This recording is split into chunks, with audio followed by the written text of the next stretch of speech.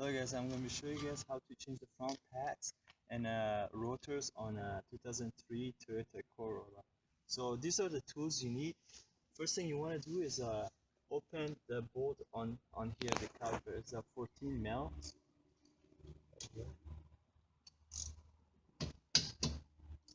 Just want to hit it, so it's going to open, that's it. Only one is enough, you don't need to open both of them. In most of the case, just opening one bolt of the caliper is enough. So what you do is put your screwdriver here and then pull it up the caliper. Now what you can do is push on here on the slider and remove the caliper like this and hang it here.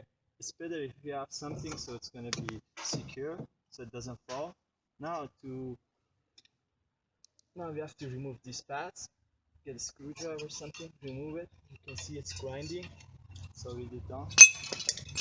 So to change the if you wanted to just change the pads, that's enough, but you don't have to take anything else. But if you want to change the rotor as well, so what you gotta do is open these two bolts right here. It's a 17 mil that's holding the bracket, and then you can remove your rotor.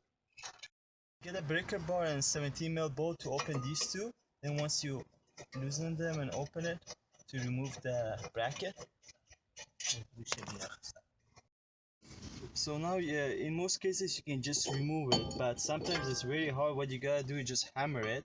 And in this case, we're changing the rotor, so you can hammer it anywhere, doesn't matter. But if you just want to take out the rotor for any other reason, you don't want to damage it, what you gotta do is hammer it on this side. So what you want to do is make sure you have the right rotor. So get the old rotor. This is the new one. I'm just going to show you with the old one. You put them on top of each other, and if they match, that's good. So you gotta match one, and then what you do is you match these two, so they have to have the same length. This side, yeah, same length, and then they gotta have a same height here. So what you do, you put it right there and then on the ground and see if it matches. And if it passes all those three tests, that means you got the right rotor. And I already did that on the new one, so I know it's the right one. And then once you get your new rotor right here, what you want to do is they have a coating on it, so you get brake clean and spray on it and both sides, and then get a clean rag and clean it.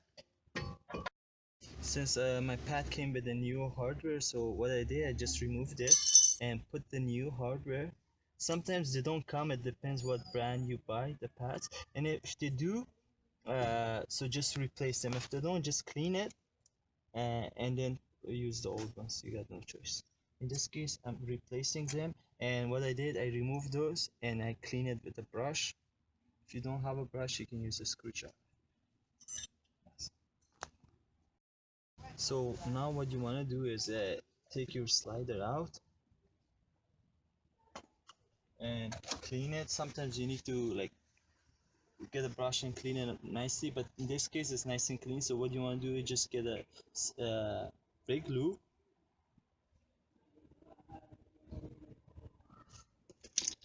put the brake lube on it and insert it.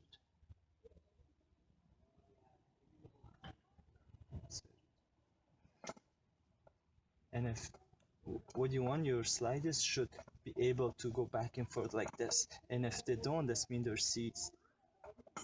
I put my rotor, so right now I have to put the caliper. So the caliper goes in like this, and these two bolts, they go on here, so from the back.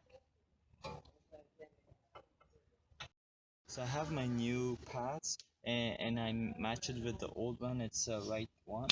So what you do is you want to install it right now. So what people do is, some people, they like to put brake lube on here, and some people like to put anti-seize. And I prefer anti-seize, so it depends what you like, whatever you want. Me personally, I think anti-seize is better when you want to put it on the brake pad. So once I put it in there, right here. So now what I have to do is this is our piston. I gotta push our piston back in because it won't fit. We got new pads.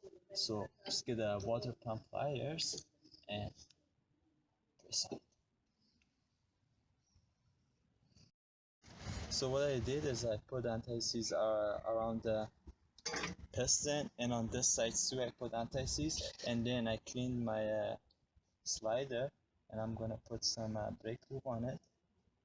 So what you wanna do is right now get your caliper and slide it in, and make sure you're not gonna twist the line, right? So that's a common mistake as a beginner. So put the slider in. I like to get some brake lube and put it around the boot stir anyway, so the boot gonna last longer. So, and then just drop the caliper and it should go in, and all we gotta do, get our bolt, 14mm bolt, and tighten it. So right now I'm just gonna tighten this, and it's gonna be, as soon as it's snug you can leave it there, right there. It's snug. That's good. So once we're done, you want to check that your line is nice and right here it's not twisted, and make sure that you tighten those two bolts for the caliper, and this one is tightened. Everything looks nice. Just put your tire in, and right now what we gotta do, whenever you do your brakes front pads, you have to push on your brake pedal, because the pistons is all they push in, we have no brakes. So what we gotta do, just go inside the car, push the brake pedal a few times, 3, 5 times, 7 times, a few times. That's it. So now I'm gonna pump the brake until it becomes hard. Yeah, a few times. Okay, now it became hard. So good. All so that's how you change your brakes. All we gotta do is just take it for a spin and then see if it makes any noise or no. If no, then we're good to go. That's it.